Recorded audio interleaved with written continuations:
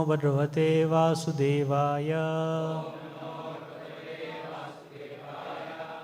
Reading from Srimad Bhagavad Gita, chapter 8, Attaining the Supreme, verse number 2. Yadiyatna tatham totra dehe asmin madhusudana prayanatale cha tatham neyosi niyatatmabihi. Translation and purport by His Divine Grace A.C. Bhaktivedanta Swami Srila Prabhupada. How does this Lord of sacrifice live in the body, and in which part does he live, O Madhusudana? And how can those engaged in devotional service know you at the time of death? Purport. The Lord of sacrifice accepts Indra and Vishnu. Vishnu is the chief of the primal demigods, including Brahma and Shiva, and Indra is the chief of the administrative demigods. Both Indra and Vishnu are worshipped by yajna performances. But here Arjuna asked, who is actually the Lord of yajna sacrifice? And how is the Lord residing within the body of the living entity? Arjuna addresses the Lord as Madhusudana because Krishna once killed a demon named Madhu. Actually, these questions, which are of the nature of doubts, should not have arisen in the mind of Arjuna, because Arjuna is a Krishna conscious devotee. Therefore, these doubts are like demons. Since Krishna is so expert in killing demons, Arjuna here addresses him as Madhusudana, so that Krishna might kill the demoniac doubts that arise in Arjuna's mind.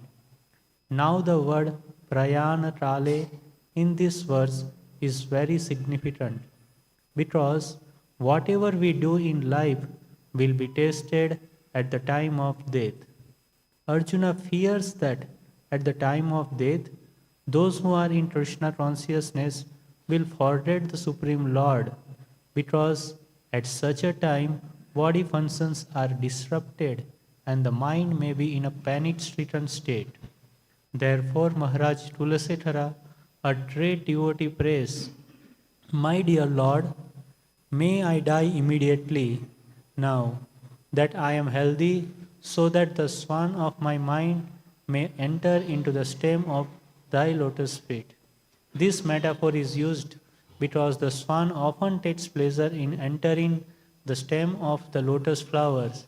Similarly, the mind of the pure devotee is drawn to the lotus feet of the Lord. Maharaj Tulsithar fears that at the moment of death, his throat will be so choked up that he will not be able to chant the holy names. So it is better to die immediately. Arjuna's question, how one's mind can remain fixed on Krishna's lotus feet at such times. Thus ends the Bhaktivedanta purport. Jisam antagatam papam jananam punya karmanam te dandamaha nirmukta bhajanti mang dirabrata.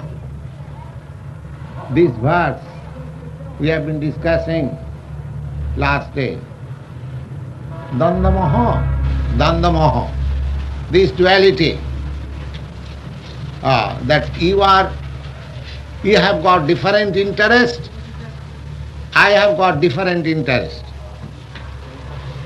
This is called Dandamoha.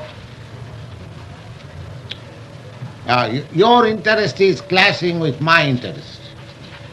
This is illusion.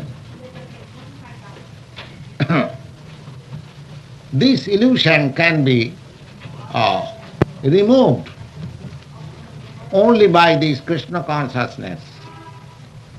Therefore the Lord says that Jisam antagatam papam.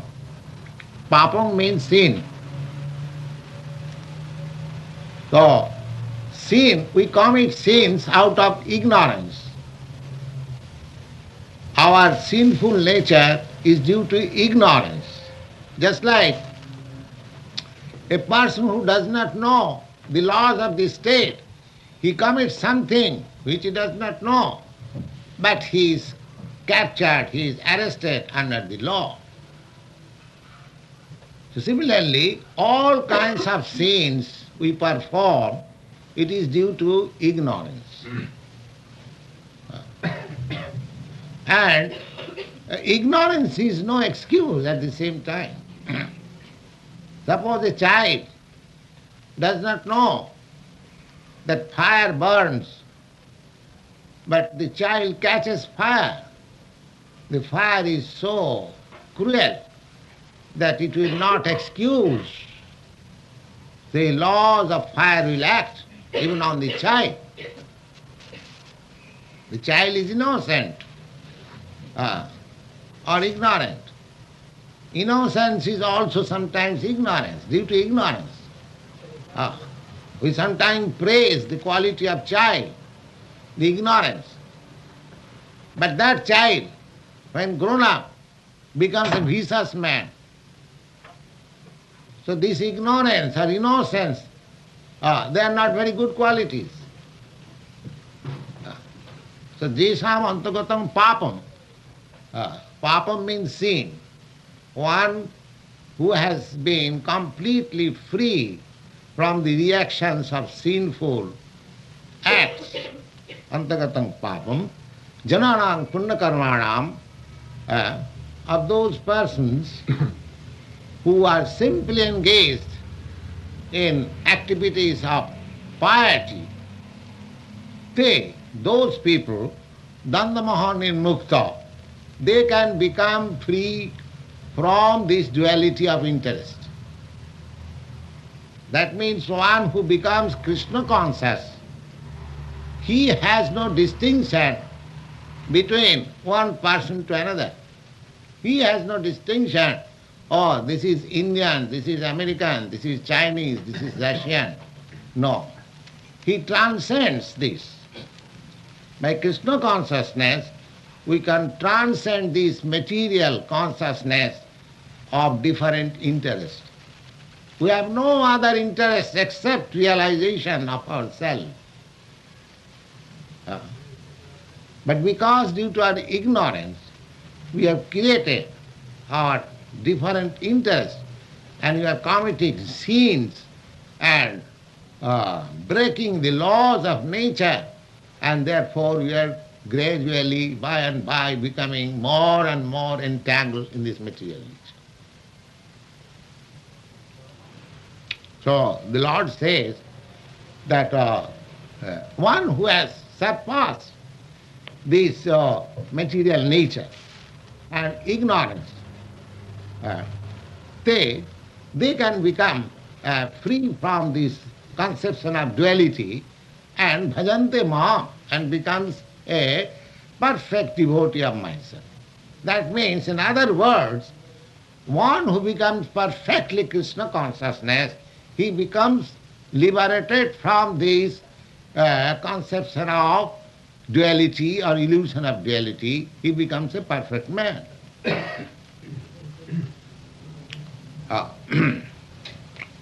Jara marana mokshaya. Now, one can question, why this perfection is required? What is the necessity of perfection? Because people are mostly under the spell of the modes of nature of ignorance. Therefore, they do not know the value of Krishna consciousness. They can inquire that what is the use of becoming Krishna consciousness, Krishna conscious, and become free from this conception of duality? What is the use? The Lord Krishna replies that question. Why? Jara marana mokshaya mam asitta jatanti je te brahma tad vidhu krishnam adhyatma karma chakilam. This is necessary for you to become this Krishna conscious to adopt this life of Krishna consciousness. Why? Because jara marana mokshaya, in order to get out of the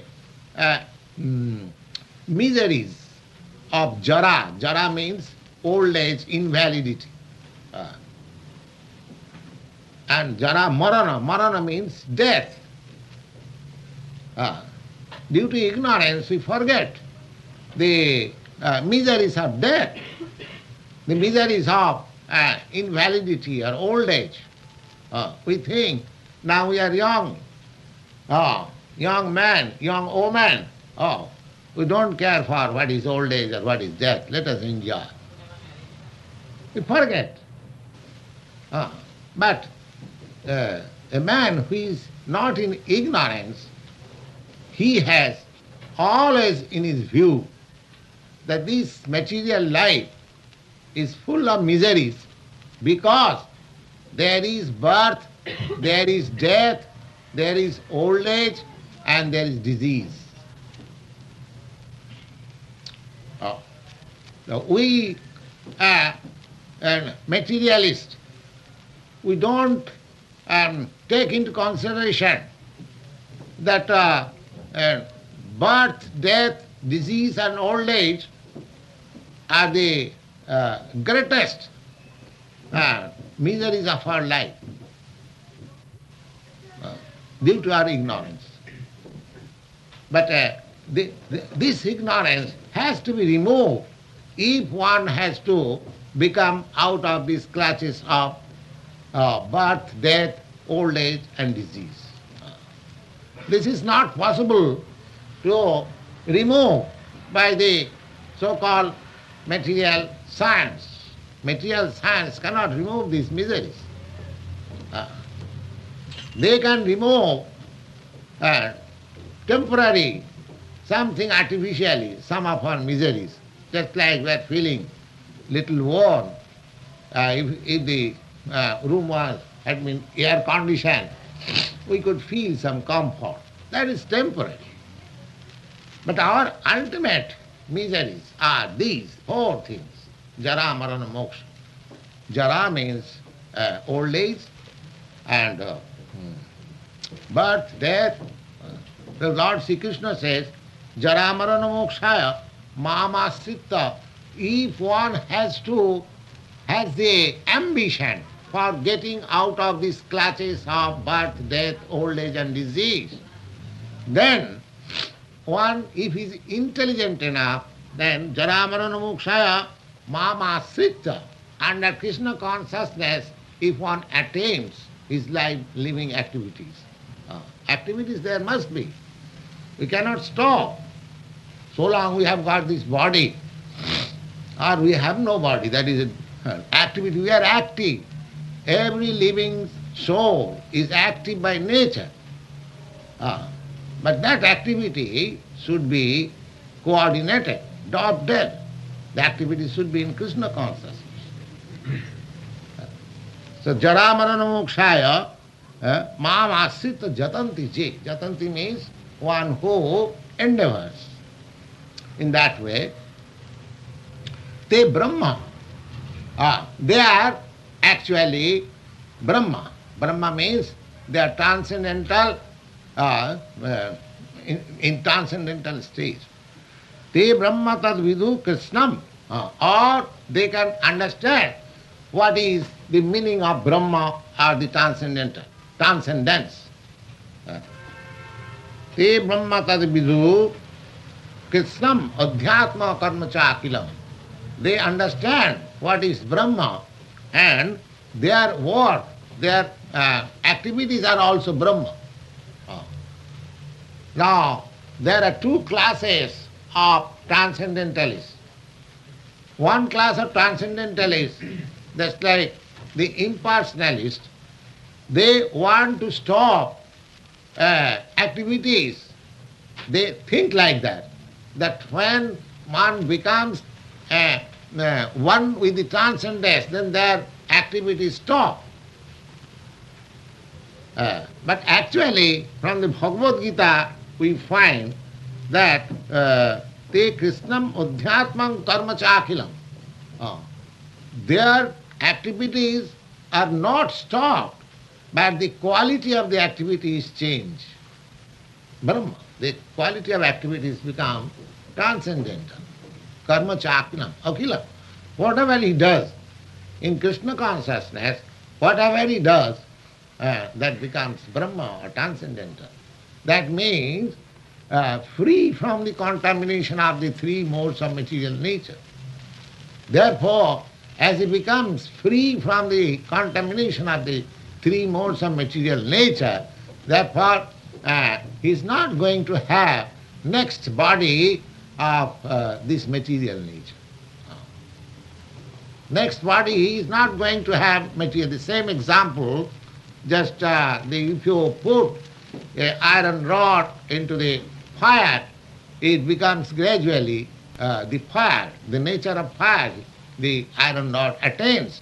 So when it is red hot, and there is no possibility of it being the iron, but it is fire. So by our activities in Krishna consciousness,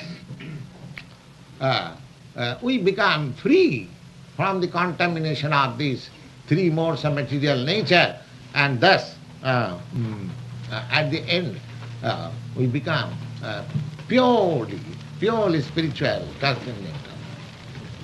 Here it is stated.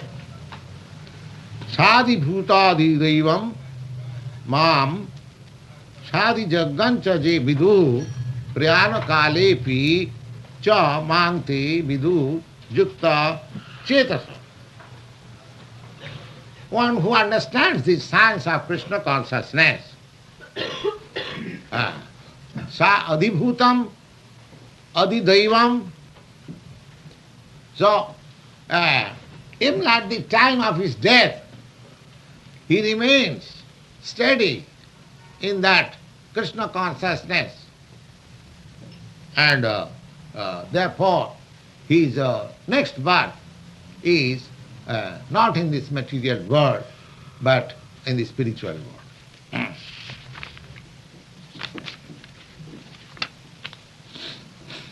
Now, next chapter, Krishna inquires, Arjuna inquires, what is this adhibhutam, adhidaivam, adhijagyam? These three questions are being taught by Arjuna. Arjuna was, Kim tad brahma, kim adhyatmam, kim karma purushottama, adhibhutancha, kim proktam, adhidaivam, kim uchyate. Now, these are technical terms. What are these technical terms? First technical term is Brahma. What is Brahma?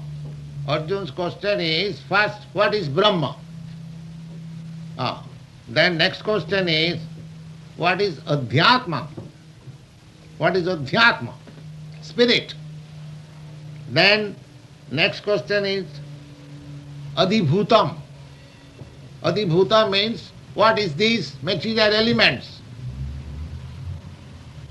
And Adhijagya, what is super soul? And at the time of death, what is the perception of these three things? Very complicated questions.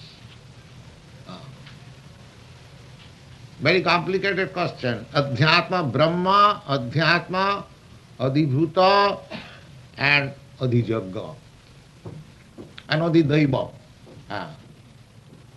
So, Krishna is answering one on each gradually. See, Bhagavan Uvacha. Bhagavan Uvacha means Lord Krishna. He is the Supreme Personality of Godhead. He is replying. See, Bhagavan Uvacha. What is that? Na aksarang paramang brahma sabhava adhyatmam uchyate. Aksarang paramam brahma. Now, aksarang means infallible. Infallible. And paramang means supreme. And Brahma means indestructible Brahma. Indestructible or which is eternal, that is called Brahma.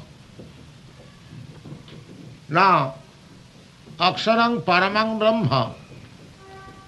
Paramang Brahma.